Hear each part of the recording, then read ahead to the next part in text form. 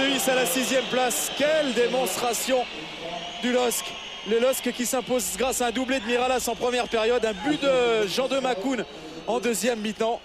Succès 3-1, succès mérité, Franck. Ouais, logique, absolument, logique tout simplement. Marseille a été dominé par cette équipe lilloise qui a su être à la fois bien organisée défensivement et puis profiter des moindres espaces, à se projeter rapidement vers l'avant. Un mot avec Eric Guéretz. Vous avez des choses à reprocher à vos joueurs ce soir ou Lille était trop fort? Normalement, Lille ne peut pas être trop fort. Mais aujourd'hui, j'avais l'impression qu'ils avaient plus de fraîcheur, plus de volonté. Et tout doucement, on se rend compte que cette saison a coûté beaucoup de toute l'équipe. En Metz, j'avais déjà un petit peu le sentiment aujourd'hui aussi. Maintenant, il faut absolument se rattraper pour les 4 derniers matchs du championnat parce que tout le travail qu'on a fait, il ne faut pas que ce soit pour rien à la fin de la saison. Justement, cette semaine, vous aviez poussé un coup de gueule parce que les joueurs s'étaient peut-être un peu relâchés dans le travail. Là, vous sentez que c'est physique plutôt? Peut-être qu'on commence à être fatigué de cette saison qui a coûté beaucoup d'énergie. Mais ça, maintenant, il faut se gonfler encore 4 fois, il n'y a rien à faire.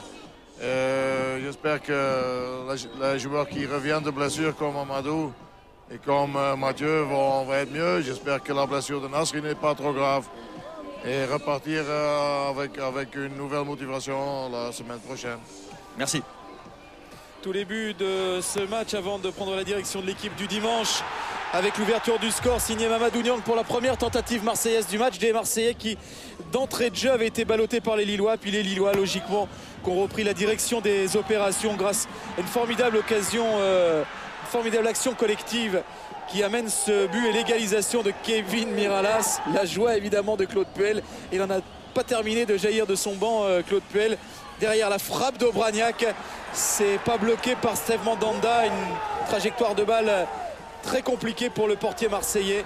Et Miralas qui est là encore à la tombée pour pousser le ballon au fond des filets. C'est le doublé de Miralas, 2-1. Et puis en deuxième période, encore Obraniak à l'origine. Cabaye qui manque un petit peu sa frappe. Mais il y a toujours un Lillois présent. Beaucoup d'agressivité devant le but adverse. Et Jean de Macoun qui pousse le ballon au fond des filets. Ça fait 3-1. C'est logique, c'est net, c'est sans bavure.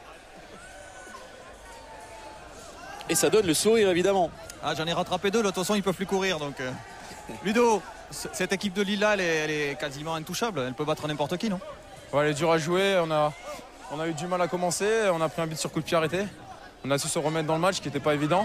Et puis au fil des minutes et au fil du match, on a su imposer notre style, notre jeu. Un bloc assez haut, on a fait le pressing, on a récupéré des ballons, on a été tout de suite vers l'avant. Ils ont eu du mal à défendre sur nous et on a eu des espaces. Et puis il faut dire qu'on a eu aussi le facteur chance sur les 2 derniers buts. Je pense qu'on a ces petits trucs qu'on n'a pas eu en début de saison. Franck, on s'est croisé avant le match, vous disiez c'est quand même beaucoup plus sympa de jouer l'Europe et ça se confirme, hein, vous êtes lâché ce soir. Ouais, bien sûr qu'on s'est lâché, mais bon après c'est dans la tête, tout ça c'est psychologique. Il faut surtout retenir les efforts qu'on a fait ce soir parce que c'est pas évident de venir jouer dans ces conditions, sachant que Marseille cherche quelque chose d'intéressant cette année. Nous on vient de loin, donc on sait tout ça. C'est que du bonheur, on se prend pas la tête, on continue à travailler et puis on verra bien par la suite. On vous laisse aller fêter ça, merci à tous les deux. Merci. Il y avait des sourires en début de rencontre. Et il y en a d'autres évidemment en termes de cette rencontre côté lillois. Faut chanter. Allez, faut appeler après. Allez. Président, président.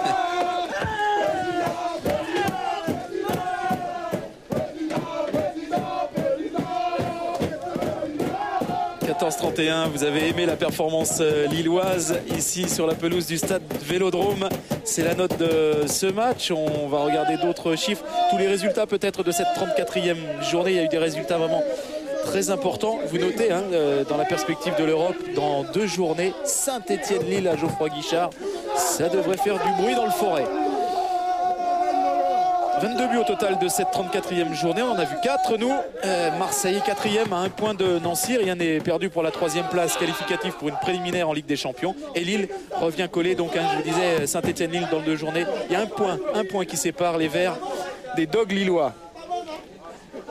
Voilà qui nous annonce de bien belles choses en cette fin de saison. Franck Sauzet. Exactement. Voilà, Paris Saint-Germain, je vous rappelle qu'il y a eu grosse réunion de crise au Parc des Princes entre les actionnaires du club, le président Paul Le Guen, et qu'il pourrait y avoir du changement du côté du Paris Saint-Germain. Nous vous tiendrons évidemment au courant. La joie lilloise, voilà l'image de fin pour ce Marseille-Lille.